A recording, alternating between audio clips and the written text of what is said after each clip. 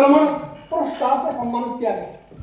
सबसे ज्यादा विकास दर मध्य प्रदेश की रही, वही चेहरा अब हिंदुस्तान में तुम चाहेंगे माननीय चौहान साहब, मौका है देश का मामा बनने। अब जो सिंधु जल समझौता है, उसे एक निवेदन तो कल यह करूंगा सभी से ही।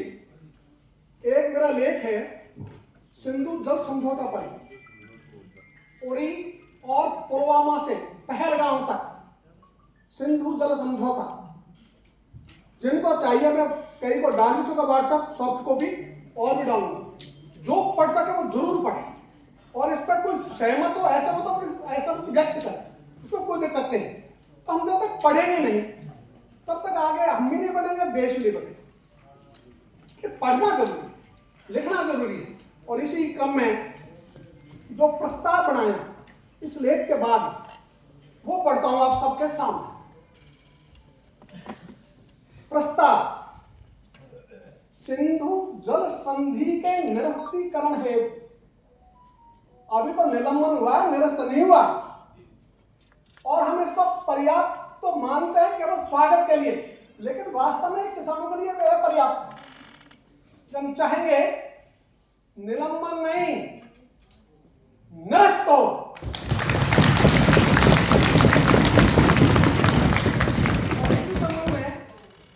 छोटा सा प्रस्ताव है।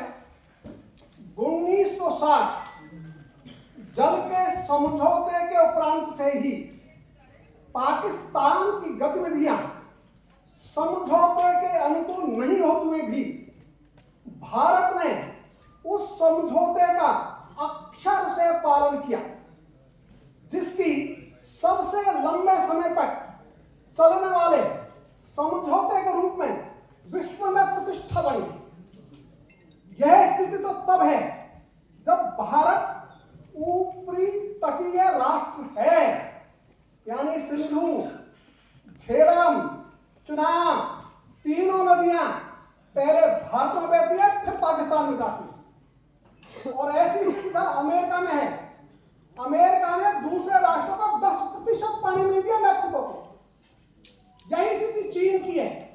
जो नदी चीन से बहती है, दूसरों को 10% पानी भी नहीं है। ये भारत का बड़ा दिल है, तो हमने तो बड़ा भाई मान लिया पाकिस्तान को, लेकिन पाकिस्तान हमको बड़ा भाई का छोड़ो भाई भी नहीं मानता। ये दर्द हमारा। इसलिए हम ऊपरी तटीय राष्ट्र है, हमारे बिना कोई भी किसी भी जल का उपयोग नहीं कर सकता। तो भी हमने बड़ा दिल रखकर इस समझौते का लंबे समय पालन किया, चाहे आक्रमण हुए, चाहे आतंकवादी हमले हुए, कुछ हुए। और आगे मैंने लिखा सिंधु, झेलम एवं चुनाव नदियां भारत से बहती हुई ही पाकिस्तान जाती है। समझौते के समय की परिस्थितियों में परिवर्तन हुआ। वो समझौता था माननीय चौहान साहब, उसमें 1947 की परिस्थितियों का आधार माना था, और वो परिस्थिति बदल गई। उस समय 1947 में सबसे ज्यादा सिंचित क्षेत्र पाकिस्तान में। यदि यही समझौता भौगोलिक आधार पर होता तो हिंदुस्तान को पानी मिलता 82%, पाकिस्तान को मिलता 18%। उसके आधार पर इस समझौते की समीक्षा करना आवश्यक है। समझौते में संशोधन के लिए भी संधि में प्रावधान विद्यमान है। जो 1960 की संधि है, उसमें यह उल्लेख है उसका कि इसको निरस्त किया जा सकता है, समीक्षा की जा सकती है।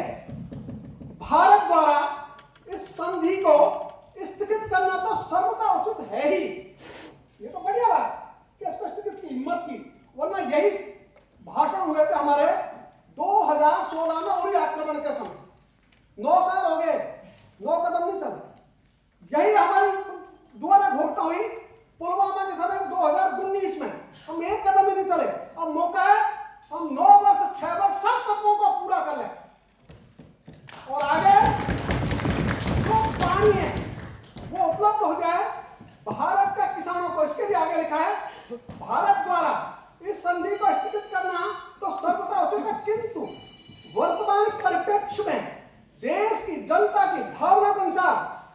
विरोधी को निरस्त किया जा रहा है अपरिहार्य है। हम सब उपस्थित संगठनों का, हम सब की ओर से, इसको अभी हमारे भाई मलिक बोल रहे थे, हम सब संगठनों की ओर से प्रस्ताव है, हम सब उपस्थित संगठनों का दृढ़ मत है कि इस सिंधु जल समझौते को निलंबन के स्थान पर निरस्त किया जाए तथा भारत के हित में पानी का उपयोग एवं समुचित प्रबंध किया जाए। तो उपयोग का समुचित प्रबंध हो तो आज तो कई बार झगड़े देखते हैं पानी के लेकर, कभी पंजाब, कभी हरियाणा, कभी राजस्थान और कभी बाकी प्रदेश ही नहीं दिखे। तो ये जो पानी है इसका उपयोग सबके लिए, पूरे देश के लिए, पूरे देश के किसानों के लिए यह आवश्यक है। ये समझौता निरस्त हो, इसके लिए यह प्रस्ताव रखा गया है। हम सबकी यदि इच्छा हो कि हम इसको सर्वसम्मति से पारित करें तो बताओ क्या मतलब सभी का? माननीय